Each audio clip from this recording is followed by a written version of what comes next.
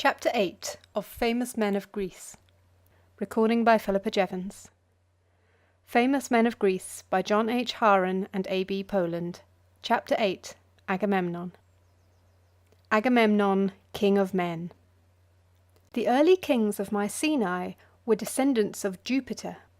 One of these, named Agamemnon, was the most powerful king in Greece in his day, and hence he was called the King of Men.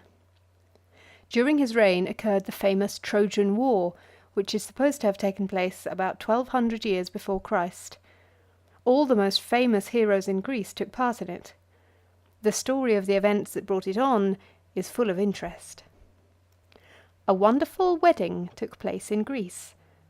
Peleus, the brave king of Thessaly, married the beautiful sea nymph Thetis. The wedding feast was held on Mount Pelion, near the home of the gods, and to show their love for Thetis, all the gods came down from Olympus. Apollo shot sunbeams through the quivering oak leaves, and the floor of the forest was dappled with golden light. Nymphs had hung garlands of snow-white roses from tree to tree. Wild vines were covered with blossoms, and the air was filled with their fragrance. But while the Muses were singing their sweetest songs, a golden apple suddenly fell among the gods and goddesses. It had been thrown by the goddess of discord, who was angry because she had not been asked to the wedding. Mercury, who of course was among the guests, picked up the apple and read to the wedding party the words written upon it: "Let the most beautiful have me." Juno, Minerva, and Venus each claimed that the apple was hers, and the quarrel of the goddesses ended only when Jupiter said to them, "Go with Mercury over the sea to Mount Ida, and let Paris the shepherd decide the matter." At once the goddesses, led by Mercury, sped through the air to Mount Ida to find Paris. Paris was the son of Priam, the king of a rich and powerful city called Troy, which was opposite Greece on the shore of the Aegean Sea. His mother dreamed that he would one day set Troy on fire, and so, as soon as he was born, King Priam ordered one of his shepherds to carry the infant to snow-capped Mount Ida near Troy, and there leave it to die of cold and hunger. 5 days after leaving the child, the shepherd found it still alive. This made him think that the gods did not wish it to die, so he carried it home to his wife, who brought it up as her own child. Paris thought himself only a shepherd's boy, and tended King Priam's herds while they grazed on the slopes of Mount Ida. On the date of the wedding upon Mount Pelion, as he sat watching the flock, Mercury and his 3 companions suddenly appeared before him. The goddesses were all so lovely that when they asked Paris to say which was the most beautiful, he was greatly perplexed. Each tried to persuade him to decide in her favour. Juno promised to make him the greatest of kings. Minerva said that she would make him the wisest of men, and Venus declared that she would give him the most beautiful woman in the world as his wife. He awarded the apple to Venus, but by doing so he greatly offended Minerva and Juno. Not long after this, Paris went to Troy, and took part in some games that were held at the court of Priam.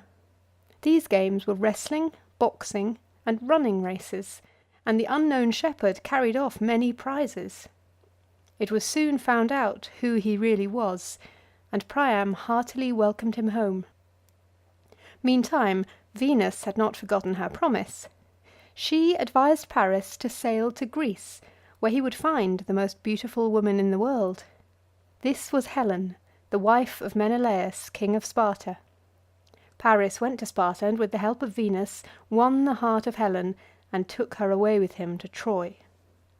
When Menelaus found that his wife had been stolen, he sent a message to the kings of all the states of Greece, and asked them to help him to regain Helen and punish Paris.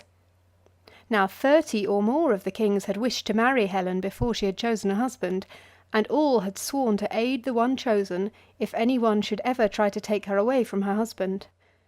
So, as soon as they received the message of Menelaus, in accord with their oath, these kings began to make ready for war against the Trojans. Meanwhile, Agamemnon, who was a brother of Menelaus, was already busily preparing for war. His woodsmen were cutting yew trees from which to make bows, and gathering reeds for arrows. His smiths were making swords and spearheads and javelins. In his shipyards, hundreds of men were building ships.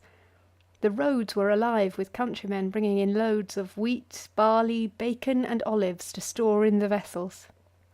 At last 100 black ships were ready, and Agamemnon set sail. A place named Aulis had been selected where the Greeks were to meet. 1,200 ships assembled there, and Agamemnon was chosen commander-in-chief. Just as the ships were about to start for Troy, a terrible storm came up. Agamemnon felt sure that one of the gods must be angry with the Greeks, and so he consulted a wonderful soothsayer named Calchas. "Diana is angry, great king," said Calchas, "but not with the Greeks. Thou only hast offended her. Thou hast slain a deer in the forest, and boasted that thou hast greater skill in the chase than Diana herself.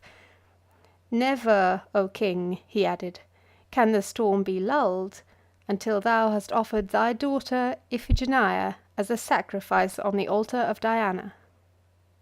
Agamemnon was heartbroken, but he felt that the will of Diana must be done, so he sent a messenger to the mother of Iphigenia to say that Achilles, a Greek prince, wished to marry the girl, and that she must come to Aulis at once. This was only a device to get Iphigenia to Aulis. However, when she reached Aulis and heard the truth from her father, the girl behaved nobly. "My father," she said, "if my death will help the Greeks, I am ready to die." Her words sent a thrill through all the host, and 90,000 brave men sorrowed. Achilles and Ajax, sternest of warriors, wept, and Agamemnon was wild with grief.